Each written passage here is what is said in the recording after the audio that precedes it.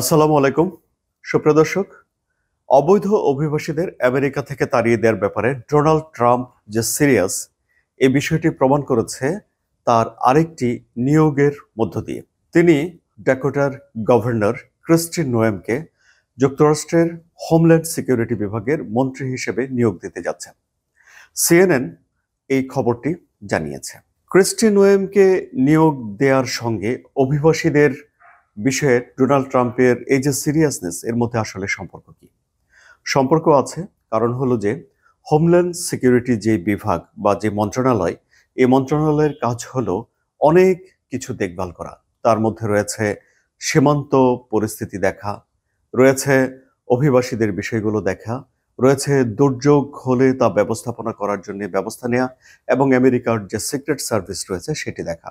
অর্থাৎ homeland security বিভাগ আমেরিকার অত্যন্ত গুরুত্বপূর্ণ একটি বিভাগ। যদি আপনি আমেরিকাতে বেড়াতেও যেতে চান, তাহলে আপনি যে ভিসার জন্য আবেদন করেন, সেখানেও হোমল্যান্ড সিকিউরিটির একটা ক্লিয়ারেন্স লাগে। সুতরাং আপনি বুঝতে পারছেন যে কি পরিমাণ গুরুত্বপূর্ণ একটা পদে এই ক্রিস্টি নোয়েমকে নিয়োগ দেওয়া হয়েছে। বলে রাখি যে ডোনাল্ড ট্রাম্পের প্রথম মেয়াদে এই হোমল্যান্ড সিকিউরিটি বিভাগ ব্যাপক অশান্তির সাক্ষী হয়েছিল, অশান্তি দেখেছিল। এই বিভাগের জন্য যুক্তরাষ্ট্র সরকারের বার্ষিক বাজেট হলো $60 বিলিয়ন। এটি আমাদের দেশের রিজার্ভের চেয়েও বেশি, এবং এখানে কয়েক হাজার লোক কাজ করে। এবার তাহলে আসি যে কে এই ক্রিস্টি নোয়েম। ক্রিস্টি নোয়েম অভিবাসীদের বিষয়ে বিরূপ মন্তব্য করে তিনি বিখ্যাত হয়েছেন, এবং বিভিন্ন সময়ে তিনি তার কর্মকাণ্ডের মধ্য দিয়ে একটা অবৈধ অভিবাসন বিরোধী অবস্থান বা অভিবাসী বিরোধী অবস্থান তিনি স্পষ্ট করে তুলেছেন। সুতরাং যখন ডোনাল্ড ট্রাম্প তাকে এই পদের জন্য পিক করেছেন, তা থেকেই বিশ্লেষকরা ধারণা করে নিচ্ছেন এখনও ডোনাল্ড ট্রাম্প অবৈধ অভিবাসীদের তাড়ানোর ব্যাপারে যথেষ্ট সিরিয়াস রয়েছেন। ক্রিস্টি নোয়েম এখন ডেকোটার গভর্নর হিসেবে তার দ্বিতীয় মেয়াদের দায়িত্ব পালন করছেন। 2022 সালে তিনি 4 বছরের জন্য সেখানে বিপুল ভোটে নির্বাচিত হয়েছেন, এবং এই ক্রিস্টি নোয়েম 2024 সালের নির্বাচনের জন্য ডোনাল্ড ট্রাম্প তার রানিং মেট অর্থাৎ ভাইস প্রেসিডেন্ট হওয়ার জন্য যে একটা শর্ট লিস্ট করেছেন, সেই শর্ট লিস্টে তিনি ছিলেন। এখন প্রশ্ন হলো যে ক্রিস্টি নোয়েম কি করে তাহলে ডোনাল্ড ট্রাম্পের এই শর্ট লিস্ট থেকে বাদ পড়লেন? বাদ পড়েছেন তিনি একটি বই লিখে। এই বইটি তার আত্মজীবনীমূলক বই, এবং এই বইতে তিনি আমেরিকাকে কিভাবে সামনে এগিয়ে নিয়ে যাওয়া যায়, রাজনীতিতে কি কি ভুল তিনি করেছেন, এইসব বিষয়গুলো নিয়ে বিস্তারিত লিখেছেন।